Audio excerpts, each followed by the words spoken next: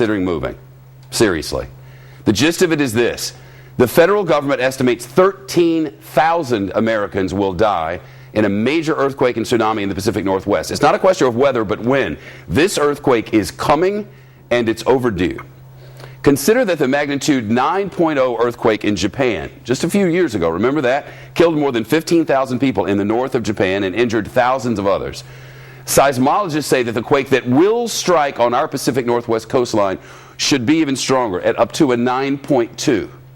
They call such a quake a margin rupture quake, and it's every bit as bad as it sounds. Here's the reason for it. Our entire continent sits on the North American tectonic shelf, right? Plate, I should say. Off the coast of the Pacific Northwest, from the top of Washington State all the way down to northern California. This is it.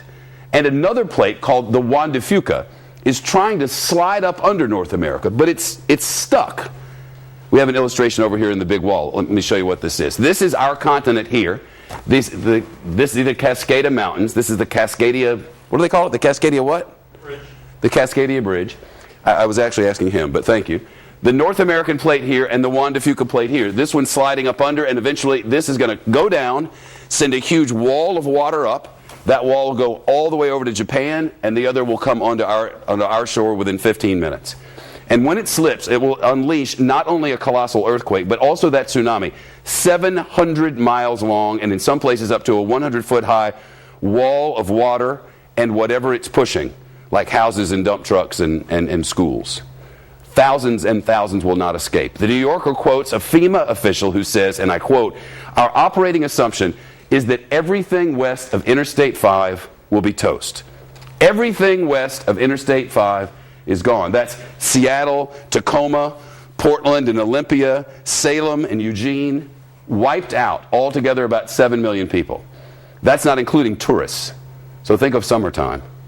The New Yorker reports that FEMA calculations indicate the disaster will damage or destroy about 1 million buildings, including 3,000 schools and 1/3 of all fire stations.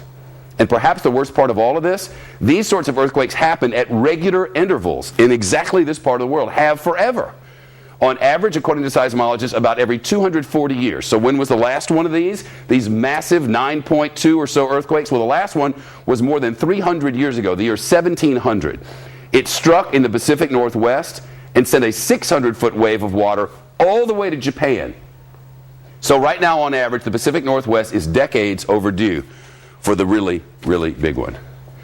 Michio Kaku is a physicist and professor at City College of New York. This article is stunning. Is it overstated in any way?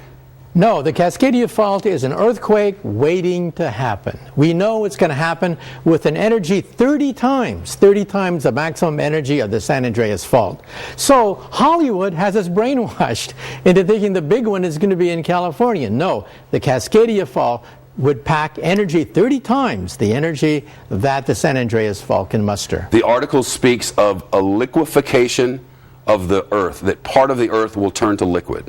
That's right. We're talking about major energy surges inside the ground that'll cause it to liquefy. We've seen that in Japan. We saw that at Fukushima, and it's almost like quicksand. One day you're walking on solid ground, the next you're falling right into a quicksand. This earthquake would last 4 minutes or more, the rattling and the shaking, and then within 15 minutes they estimate this wall of water.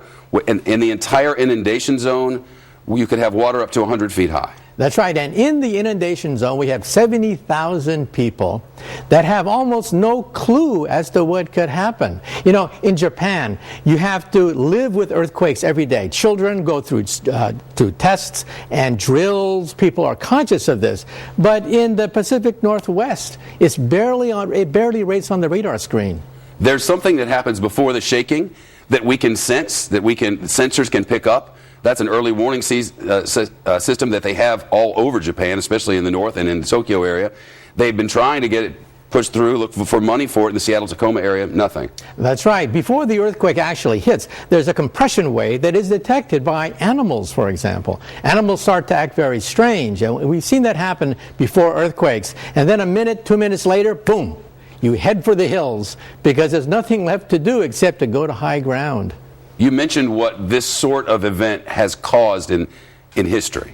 That's right. In the year 1700, there was a massive earthquake and tsunami which surged over Japan. And then running the videotape backwards, you can actually see that in 1700 it originated with a Cascadia fault. And then we physicists can calculate the energy, the magnitude, the dynamics once we got these two events linked together. And that was only done in the last decade or so. And you mentioned Mount Everest.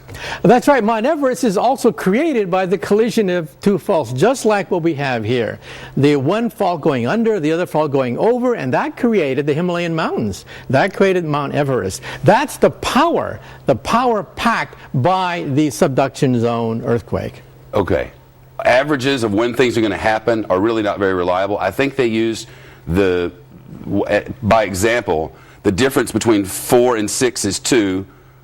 I forget exactly how they did it. We can't be sure exactly when this is going to happen, but we're positive it's going to happen. If you lived in the Pacific Northwest, you had little kids, would you live there?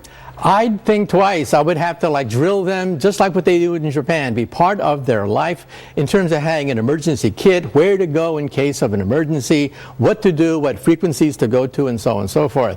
And by the way, we know that this is going to happen because by simply drilling into the seafloor, we can see evidence of ancient tsunamis going back 10,000 years.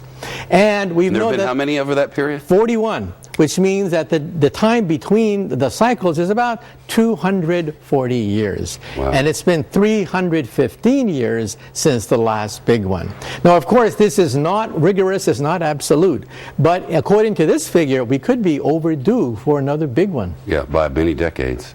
It's nice to talk to you. Thank you. Really weird and scary.